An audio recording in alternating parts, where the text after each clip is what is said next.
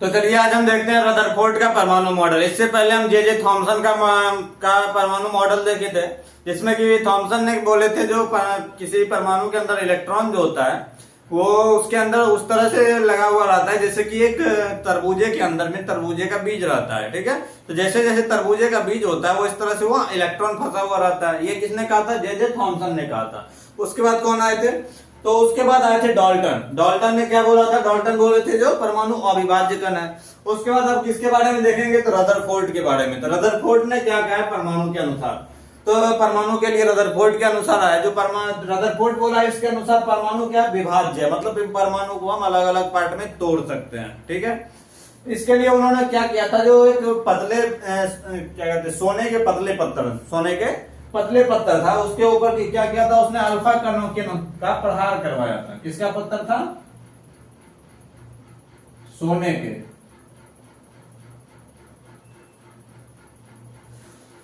Gold foil, मतलब सोने के पतले पत्थर के ऊपर अल्फा किरण का प्रहार करवाया था। अल्फा किरण क्या होता है? पॉजिटिव चार्ज होता है। अल्फा किरण में कौन सा चार्ज होता है? पॉजिटिव चार्ज होता है। जब ना अल्फा किरण का प्रहार सोने के पतले पत्थर के ऊपर करवाया तो उन्होंने पाया कि जब अल्फा किरण से हम सोने के पतले पत्थर पे प्रहार करते हैं तो अधिकतर अल्फा पार्टिकल जो है सोने के पत्थर से सीधे सीधे पार कर जाता है। मतलब मैक्सिमम अल्फा पार्टिकल क्या करता है? सोने के पत्थर से पार करके निकल जाता है। लेकिन कुछ अल्फा पार्टिकल जो होता है अपने रास्ते से डाइवर्ट हो जाता है, मतलब जा रहा है जिस रास्ते में उस रास्ते से हल्का सा मुड़ जाता है। ठीक है, जिस रास्ते से जा रहा है उस रास्ते से हल्का सा मुड़ जाता है आगे चल के, और उसमें से कुछ अल्फा पार्टिकल अपने ही रास्ते पे टकरा के वापस आ जाता है। तो अल्फा पे कौन सा चार्ज था? पॉजिटिव चार्ज था। और ये अपने रास्ते से डेविएट कब होगा? जब पॉजिटिव को पॉजिटिव के सामने हम लाएंगे तब वो अपने आप से क्या होगा? डाइवर्ट होगा या फिर रिपेल करेगा, धक्का देगा।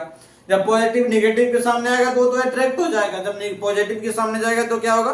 रिपेल हो जाएगा। तो मतलब क्या हो गया? जब वो बीच के सेंटर की तरफ जा रहा था अल्फा पार्टिकल तो क्या होता था? रिपेल होता था, और किसी एक फिक्स पॉइंट पे जब चलता था तो वो अपने रास्ते पे ही वापस लौट आ जाता था। जिस जगह से ठीक अपने रास्ते पे वापस आ गया, मतलब वहां पे कोई भी पॉजिटिव चार्ज होगा जो कि उसे रिपेल करने का काम कर रहा है। ठीक है, और जहां से वो डाइवर्ट हो रहा है मतलब उसके आसपास कोई ना कोई पॉजिटिव पार्ट मौजूद है जो कि उसको रिपेल करने का काम या फिर अपने पथ से डाइवर्ट करने का काम करता है। ठीक है, तो इसके बारे में इनके अनुसार परमाणु क्या था? विभाज्य था। किसके अनुसार? रदरफोर्ड के अनुसार। रदरफोर्ड के अनुसार परमाणु क्या है? विभाज्य है।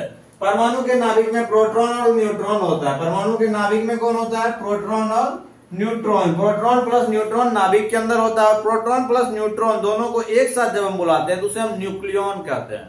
प्रोटॉन और न्यूट्रॉन को जब हम एक साथ बुलाते हैं तो उसको क्या बोलते हैं? न्यूक्लियॉन कहता है। इलेक्ट्रॉन, इसमें 3 कण मुख्य रूप से मौजूद होते हैं किसके अंदर? किसी भी परमाणु के अंदर, इलेक्ट्रॉन, प्रोटॉन और न्यूट्रॉन। तो प्रोटॉन और न्यूट्रॉन कहाँ रहता है? प्रोटॉन और न्यूट्रॉन नाभिक में मौजूद होता है। इलेक्ट्रॉन बाहर में चक्कर लगाते रहता है। इलेक्ट्रॉन कहाँ चक्कर लगाता है?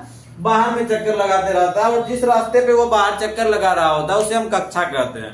जिस रास्ते पे वो चक्कर लगा रहा होता है उसे हम क्या कहते हैं? कक्षा कहते हैं। कौन चक्कर लगा रहा होता है? इलेक्ट्रॉन चक्कर लगा रहा होता है। इसे सिद्ध करने के लिए, किसके लिए? परमाणु विभाज्य है कि नहीं, इसे सिद्ध करने के लिए रदरफोर्ड ने क्या किया था? सोने के पतले पत्थर पर अल्फा किरण का प्रहार करवाया।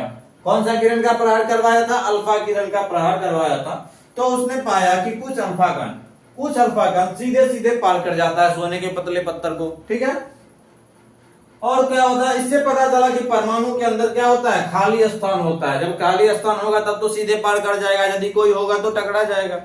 ठीक है, तो परमाणु, इससे यह पता चला कि परमाणु के अंदर क्या होता है? खाली स्थान मौजूद होता है। इसका पता चला जब अल्फा कण सीधे सीधे पार कर गया। आगे कुछ देखा, कुछ अल्फा कण जो था मध्यवर्ती भाग मतलब बीच के भाग से विचलित हो जाता है। विचलित हो जाना मतलब अपना रास्ता भटक जाना। ठीक है, अपना जिस रास्ते से जा रहा है उस रास्ते से डाइवर्ट हो जाना, उसको हम बोलते हैं विचलित हो जाना। तो कहता है कुछ अल्फा कण अपने मध्यवर्ती भाग मतलब अल्फा पार्टिकल का जो बीच का भाग है उससे बीच सेंटर पे जब जा रहा था, सेंटर के पास जाके वो थोड़ा डाइवर्ट हो गया, मतलब अपना रास्ता बदल लेता है। तो इससे यह पता चलता है कि इससे यह स्पष्ट होता है कि परमाणु के मध्य में कोई धन आवेश रहता है, क्योंकि धन आवेश के यदि 2 धन आवेश आमने सामने होता है तो एक दूसरे को रिपेल करता है, और अल्फा का पार्टिकल पहले से क्या होता है? धनावेशित होता है। तो आगे कोई धनावेशित कण होगा तब तो ये अपना रास्ता बदला है। इससे ये पता चलता है कि ये क्या होता है, कोई मध्य सेंटर के मध्य में कोई क्या है, परमाणु के मध्य में कोई ना कोई धन आवेश मौजूद है। उसके बाद और क्या होता है, तो कुछ अल्फा पार्टिकल क्या होता है अपने रास्ते पर ही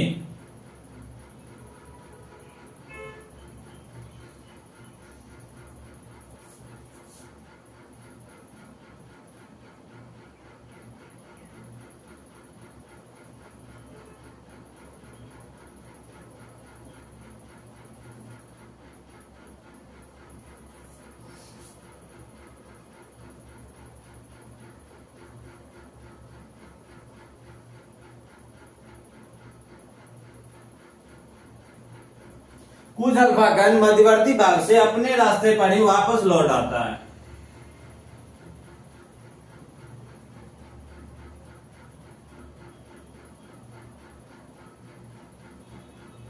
कुछ अल्फा कण क्या करता है, मध्यवर्ती भाग से अपने ही रास्ते पे वापस लौट आता है। इससे पता चलता है मतलब क्या है, सेंटर में कोई ना, जहां से वो मध्यवर्ती भाग से डायरेक्ट अपने पथ पे वापस आया है, मतलब वहां पे क्या होगा, कोई ना कोई कौन सा चार्ज होगा, पॉजिटिव चार्ज होगा।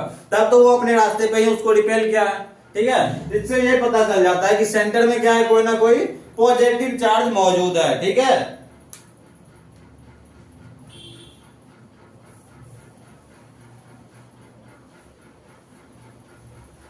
अब देखिए, आप देखेंगे जो अल्फा कण जब हम तब प्रहार करवाते हैं तो वो किस तरह से प्रहार करवाया गया था। ठीक है,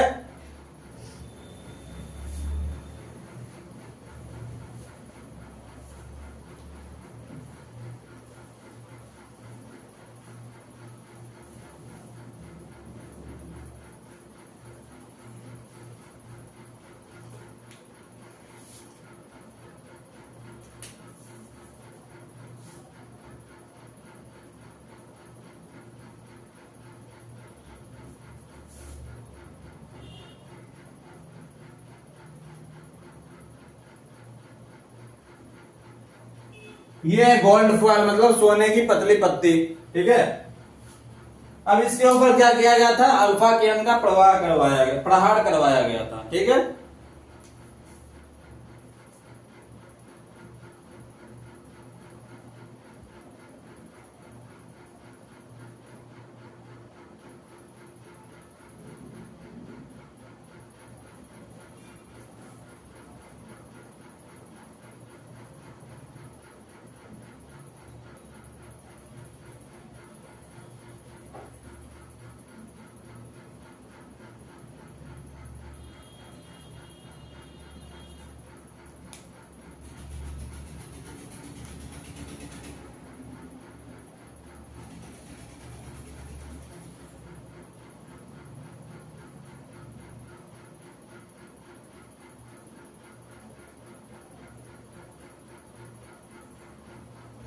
देखिए कुछ अल्फा पार्टिकल इसी तरह से जो अल्फा रे से प्रहार करवाया गया, कुछ अल्फा पार्टिकल सीधे सीधे इस तरह से पार करके बाहर निकल गया था।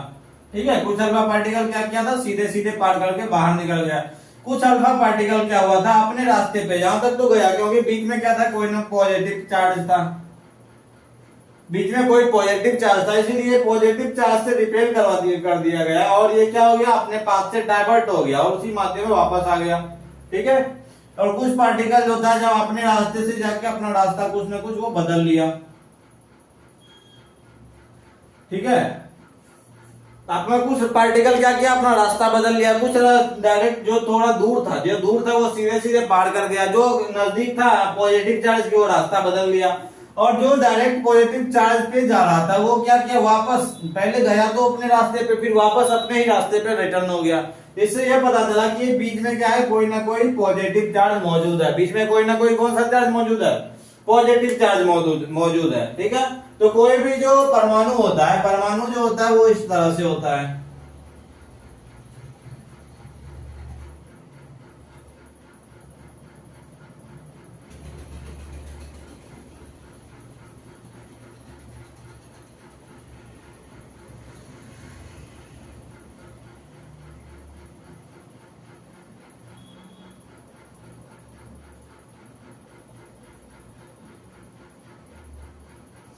इस तरह से कक्षा बना हुआ होता है।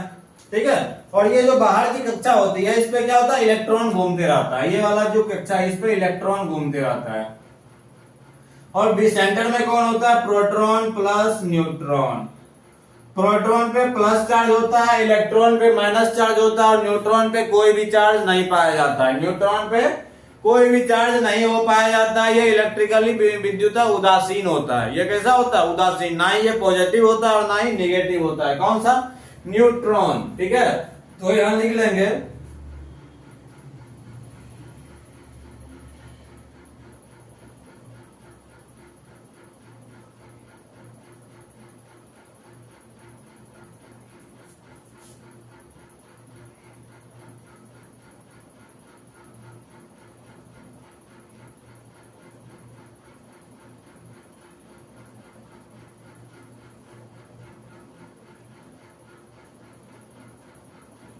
इलेक्ट्रॉन ऋण आवेशित कण है।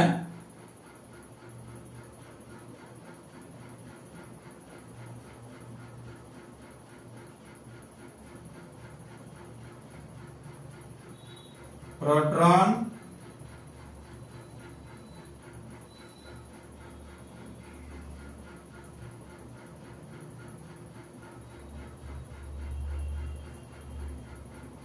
धन आवेशित कण है, और न्यूट्रॉन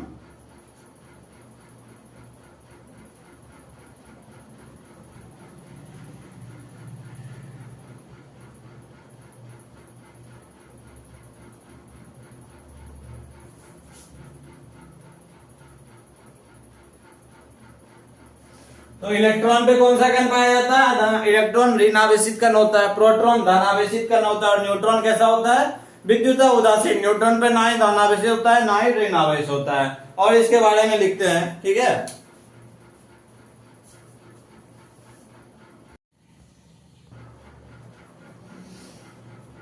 तो आगे देखते हैं परमाणु का जो यहाँ पे क्या दिया हुआ, नाभिक की खोज किसने की थी, रदरफोर्ड ने की थी। ठीक है, नाभिक की खोज रदरफोर्ड ने की थी। नाभिक में प्रोटॉन तथा न्यूट्रॉन रहता है। नाभिक में कौन रहता है, तो नाभिक के अंदर प्रोटॉन और न्यूट्रॉन रहता है। इलेक्ट्रॉन कहाँ रहता है, तो इलेक्ट्रॉन ये बाहर में जो चक्कर लगाता रहता है। इलेक्ट्रॉन के चक्कर लगाने वाले इस रास्ते को कक्षा कहा जाता है। ठीक है, कक्षा कहा जाता है किसको, जिस रास्ते पे इलेक्ट्रॉन चक्कर लगा रहा होता है, उस रास्ते को हम कक्षा कहते हैं। और जहां पे प्रोटॉन और न्यूट्रॉन रहता है, उसे हम नाभिक कहते हैं। ठीक है, तो नाभिक में कौन कौन रहता है, प्रोटॉन प्लस न्यूट्रॉन रहता है। ठीक है, और इलेक्ट्रॉन के पास अपना कोई द्रव्यमान नहीं होता। इलेक्ट्रॉन पे चार्ज होता है लेकिन द्रव्यमान नहीं होता है। वहीं पे प्रोटॉन न्यूट्रॉन पे चार्ज नहीं होता है। न्यूट्रॉन के पास द्रव्यमान होता है और प्रोटॉन के पास भी द्रव्यमान होता है। इसीलिए किसी भी परमाणु का जो मूल द्रव्यमान होता है वो उसके केंद्र में रहता है। किसी भी परमाणु का मूल द्रव्यमान कहाँ होता है, उसके केंद्र में रहता है, नाभिक में। अब देखिए नाभिक का त्रिज्या कितना होता है, नाभिक का त्रिज्या होता है 10 का पावर -15 मीटर। 10 का पावर -15 मीटर किसका त्रिज्या है, इस नाभिक का त्रिज्या है 10 का पावर -15 मीटर। तब परमाणु की त्रिज्या कितनी होगी, तो परमाणु की त्रिज्या होती है 10 पर पावर -10 मीटर। परमाणु का त्रिज्या 10 का पावर -10 मीटर। दोनों के बीच का डिफरेंस कितना है, दोनों के बीच का डिफरेंस हो जाता है 10 का पावर -5 मीटर का। 10 का पावर -5 मीटर का दोनों के बीच में डिफरेंस हो जाता है।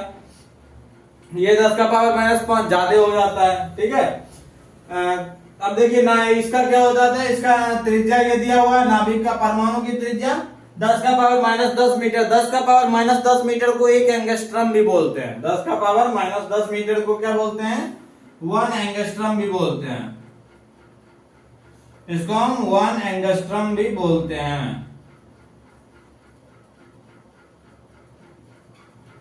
ठीक है, तो परमाणु की त्रिज्या को हम 1 एंगस्ट्रम भी लिख सकते हैं, या फिर 10 का पावर -10 मीटर भी लिख सकते हैं। ठीक है, उसके बाद अब देखते हैं तो दोनों के बीच का अंतर कितना क्या होता है, 10 का पावर -5 मीटर का। आपका पता है ये जो परमाणु का जो नाभिक खोजा गया था, नाभिक की खोज किसने की थी, तो नाभिक की खोज रदरफोर्ड ने ही की थी। परमाणु के नाभिक की खोज किसने की थी, रदरफोर्ड ने ही की थी। पर नाभिक की खोज किस अभिक्रिया पे आधारित है, नाभिक की जो खोज है ये प्रकाश के प्रकीर्णन प्रभाव पे आधारित है।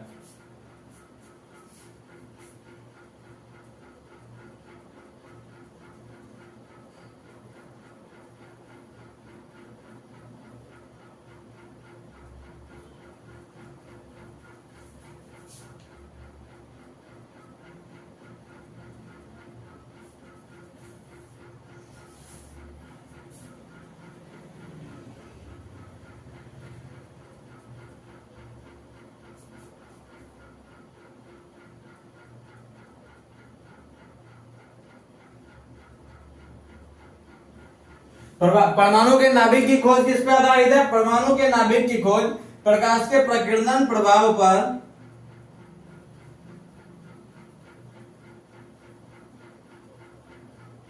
आधारित है। प्रकाश के प्रकीर्णन प्रभाव पे क्या आधारित है? परमाणु के नाभिक की खोज। नाभिक की खोज किसने की थी? रदरफोर्ड ने की थी। परमाणु के नाभिक की खोज किसने की? रदरफोर्ड ने की थी। अब इस पे चार्ज कितना कितना होता है? इलेक्ट्रॉन पे कितना चार्ज होता है? पॉजिटिव चार्ज होता है। इलेक्ट्रॉन का द्रव्यमान कितना होता है? इलेक्ट्रॉन का द्रव्यमान नहीं होता है। इलेक्ट्रॉन का द्रव्यमान 0 होता है। प्रोटॉन का द्रव्यमान 1 होता है। प्रोटॉन का द्रव्यमान 1 होता है। और पे न्यूट्रॉन का द्रव्यमान भी 1 होता है।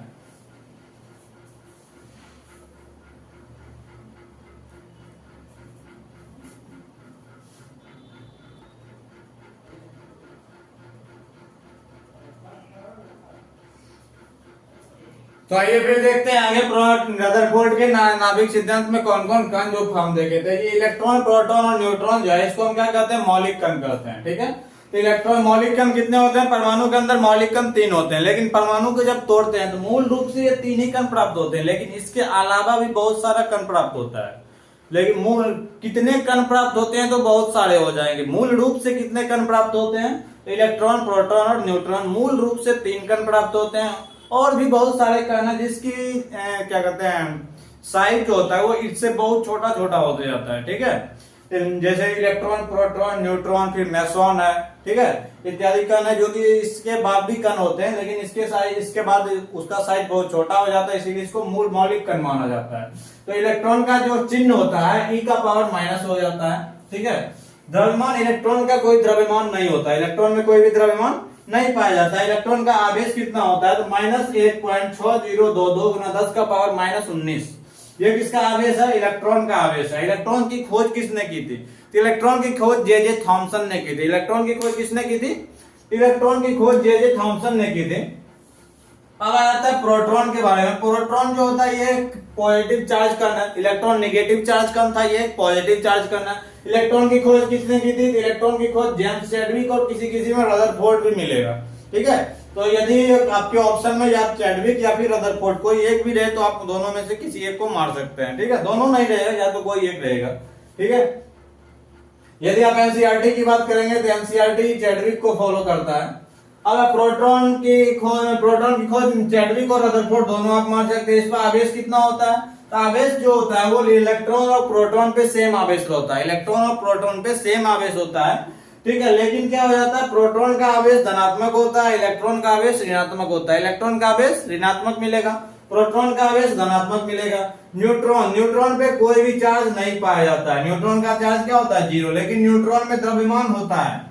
प्रोटॉन में द्रव्यमान होता है, लेकिन इलेक्ट्रॉन में द्रव्यमान नहीं होता है। इसीलिए किसी भी परमाणु का जो नाभिक होता है उसमें उसका पूरा द्रव्यमान वही नाभिक में संचित होता है। किसी भी परमाणु का द्रव्यमान परमाणु के नाभिक में संचित होता है। ठीक है, इलेक्ट्रॉन पे कोई भी द्रव्यमान नहीं पाया जाता है। प्रोटॉन और न्यूट्रॉन नाभिक में होता है, इसीलिए हम कहते हैं कि किसी भी परमाणु का द्रव्यमान जो होता है वो नाभिक में संचित रहता है। न्यूट्रॉन की खोज किसने की थी? न्यूट्रॉन की खोज चैडविक ने की थी। न्यूट्रॉन की खोज किसने की थी?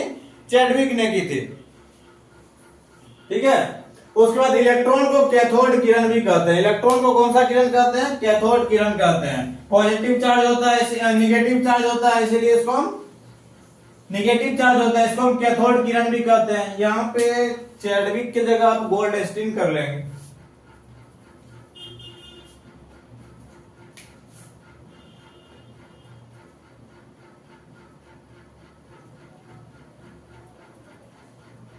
गोल्डस्टीन करेंगे यहाँ पे, किस पे? प्रोटॉन की जगह पे गोल्डस्टीन और रदरफोर्ड। ठीक है, खोजकर्ता में गोल्डस्टीन और रदरफोर्ड। इलेक्ट्रॉन को कैथोड किरण कहते हैं। इलेक्ट्रॉन पे कौन सा चार्ज होता है? पॉजिटिव चार्ज होता है। प्रोटॉन को कौन सा किरण कहते हैं? एनोड किरण कहते हैं। इस पे कौन सा चार्ज होता है? पॉजिटिव चार्ज होता है। इस पे निगेटिव चार्ज होता है।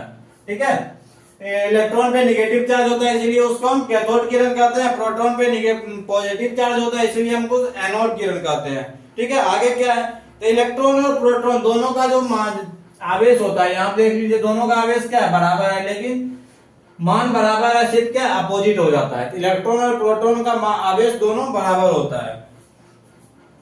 इलेक्ट्रॉन एवं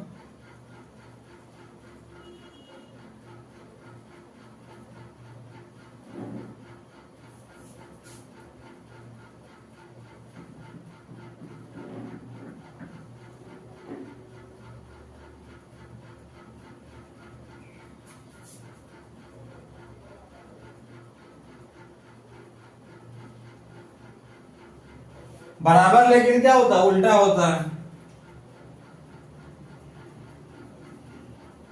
इलेक्ट्रॉन और प्रोटॉन का दोनों का आवेश क्या होता है, बराबर होता है। बराबर होने के साथ लेकिन क्या होता है, उल्टा होता है। ठीक है। और इसमें सबसे हल्का मौलिक कण कौन सा होगा, इलेक्ट्रॉन जो होता है वो सबसे हल्का मौलिक कण होता है। कौन सा, इलेक्ट्रॉन। इलेक्ट्रॉन को सबसे हल्का मौलिक कण माना जाता है।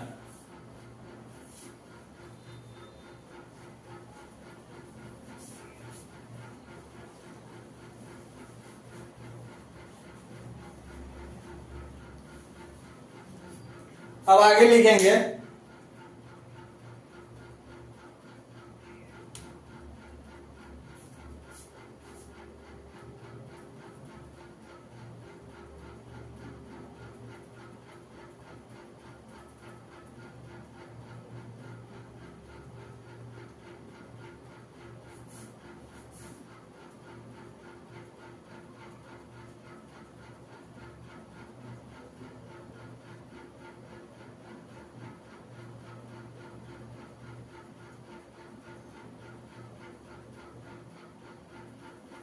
इलेक्ट्रॉन क्या होता है, इलेक्ट्रॉन सबसे हल्का मौलिक कण होता है। वो क्या होता है, भेदन क्षमता।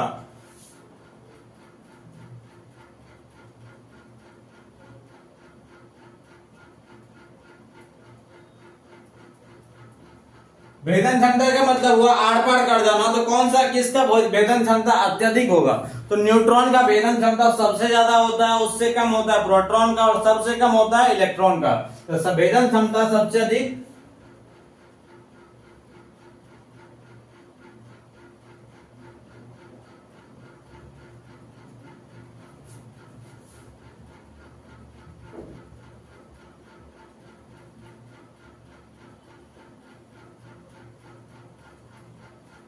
तथा सबसे कम किसका होता है, प्रोटॉन, इलेक्ट्रॉन का।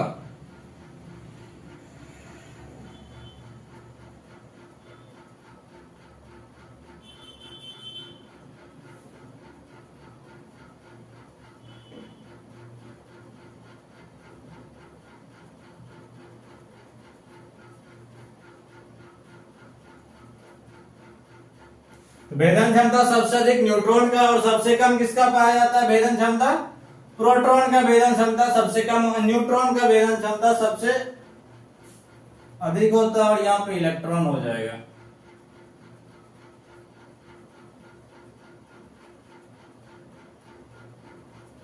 ठीक, सिंबल में हम इसको ऐसे लिख सकते हैं, n greater than p greater than e। ये किसका चार्ट हो गया, भेदन क्षमता का मतलब आर पार कर जाना। सबसे तेजी से, मतलब सबसे अत्यधिक तेजी से कौन कर सकता है, न्यूट्रॉन। उससे ज्यादा किसका, उससे हल्का ज्यादा है प्रोटॉन का, और सबसे कम किसका है, इलेक्ट्रॉन का। सबसे कम भेदन क्षमता किसमें पाया जाएगा, इलेक्ट्रॉन के अंदर पाया जाएगा। ठीक है। प्रोटॉन सबसे अस्थायी कण माना जाता है, प्रोटॉन को सबसे अस्थायी कण माना जाता है।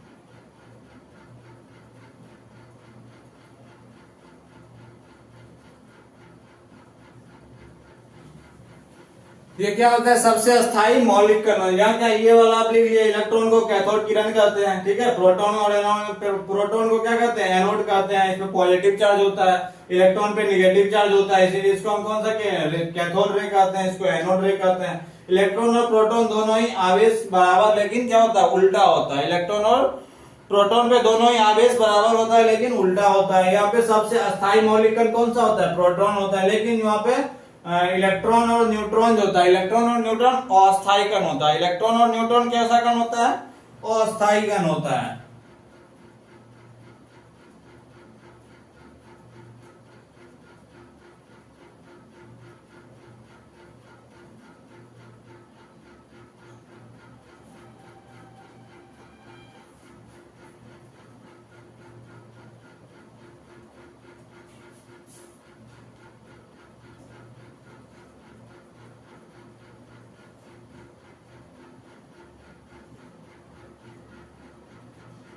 इलेक्ट्रॉन और न्यूट्रॉन कैसा कहना है, अस्थाई। सबसे अस्थाई कण कौन सा हो गया, सबसे अस्थाई मौलिक कण प्रोटॉन हो गया। अब इसके बाद फिर देखते हैं,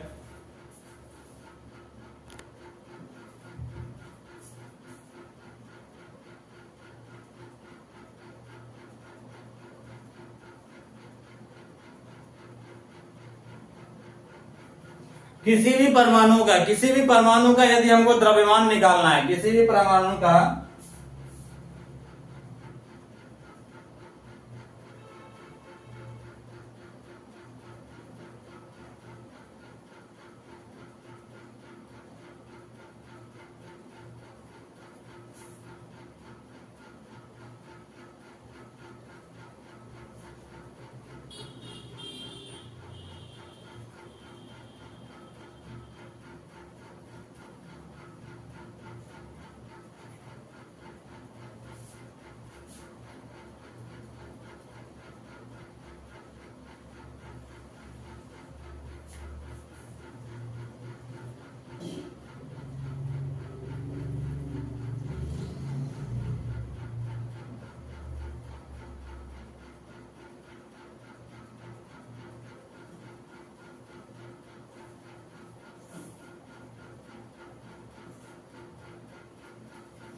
कहते हैं किसी भी परमाणु का द्रव्यमान जो होता है उसके नाभिक में उपस्थित प्रोटॉन और न्यूट्रॉन की जो द्रव्यमान होता है उसी का योग क्या होता है, परमाणु का द्रव्यमान कहलाता है। अब बारी बारी से फिर से देख लेते हैं। इलेक्ट्रॉन का सबसे हल्का मौलिक, इलेक्ट्रॉन सबसे हल्का मौलिक कण होता है। इलेक्ट्रॉन की खोज किसने की थी, इलेक्ट्रॉन की खोज करता है कौन थे, जे थॉमसन थे। इलेक्ट्रॉन पे चार्ज कौन सा होता है, नेगेटिव चार्ज होता है। इलेक्ट्रॉन का कोई भी अपना द्रव्यमान नहीं होता है। वहीं पे प्रोटॉन के अंदर प्रोटॉन का द्रव्यमान एक होता है, प्रोटॉन का द्रव्यमान एक होता है। प्रोटॉन की खोज गोल्डस्टीन और रदरफोर्ड दोनों का नाम आता है। प्रोटॉन की खोज में गोल्डस्टीन और रदरफोर्ड दोनों का नाम आता है। प्रोटॉन पे चार्ज कैसा होता है, प्रोटॉन पे चार्ज पॉजिटिव पाया जाता है, प्रोटॉन पे पॉजिटिव चार्ज पाया जाता है। प्रोटॉन की खोज गोल्डस्टीन और रदरफोर्ड, ठीक है। इसके बाद आया था न्यूट्रॉन। न्यूट्रॉन की खोज किसने की थी, न्यूट्रॉन की खोज चैडविक ने की थी। न्यूट्रॉन की खोज जेम्स चैडविक ने की थी। न्यूट्रॉन पे कौन सा चार्ज होता है, न्यूट्रॉन पे कोई भी चार्ज नहीं होता है, न्यूट्रॉन आवेशहीन होता है, ठीक है। न्यूट्रॉन पे क्या कहते हैं, द्रव्यमान होता है, न्यूट्रॉन का द्रव्यमान एक होता है, ठीक है। अब आगे देख लेते हैं। इलेक्ट्रॉन सबसे हल्का मौलिक कण माना जाता है। इलेक्ट्रॉन की भेदन क्षमता सबसे कम होती है, वहीं पर न्यूट्रॉन की भेदन क्षमता सबसे अधिक होती है। किसकी सबसे अधिक होती है, न्यूट्रॉन की। सबसे कम भेदन क्षमता इलेक्ट्रॉन की। सबसे अस्थायी मौलिक कण कौन सा होता है, प्रोटॉन होता है। सबसे अस्थायी मौलिक कण प्रोटॉन। इलेक्ट्रॉन तथा न्यूट्रॉन अस्थायी कण होता है। इलेक्ट्रॉन और न्यूट्रॉन कैसा कण है, अस्थायी कण है। किसी भी परमाणु का द्रव्यमान को ज्ञात करने के लिए क्या करते हैं, प्रोटॉन तथा न्यूट्रॉन के द्रव्यमान का योग कर देते हैं। प्रोटॉन और न्यूट्रॉन के द्रव्यमान का योग कर देते हैं, क्योंकि इलेक्ट्रॉन के पास तो द्रव्यमान होता ही नहीं है, ठीक है। और परमाणु का के अंदर का भाग खोखला होता है, ये कैसे पता चला था, तो अल्फा कण के प्रहार करवाने के बाद, अल्फा कण के प्रहार करवाने के बाद। ये किसने किया था, अल्फा कण का प्रहार किसने करवाया था, रदरफोर्ड ने करवाया था। किसके ऊपर करवाया गया था, सोने की पतली पट्टी के पतले पत्थर के ऊपर करवाया गया था। सोने के पतले पत्थर के ऊपर अल्फा कण का प्रहार करवाने के बाद ये पता चला था कि अल्फा का बहुत क्या कहते हैं, परमाणु का बहुत सारा भाग खाली पाया जाता है। उसके बाद जब कुछ कण अपने मार्ग से डेविएट कर गए तब तो पता चला अंदर में कुछ न कुछ ऐसा पॉजिटिव चार्ज पार्टिकल मौजूद है जो कि अल्फा पार्टिकल को अपने रास्ते से डेविएट कर देता है। फिर कुछ अल्फा पार्टिकल ऐसे थे जो कि अपने ही रास्ते पे लौट आए। जिस रास्ते से लौट आए तो पता चला इसी रास्ते में आगे चल के क्या है, नाभिक मौजूद है। नाभिक में कौन सा चार्ज है, पॉजिटिव चार्ज है। पॉजिटिव चार्ज किसके ऊपर है, प्रोटॉन के ऊपर है, क्योंकि न्यूट्रॉन पे चार्ज नहीं होता है। उसी चार्ज के कारण क्या हो जाता है, कोई भी अल्फा पार्टिकल अपने ही पथ पे लौट आता है, ठीक है। Thank you.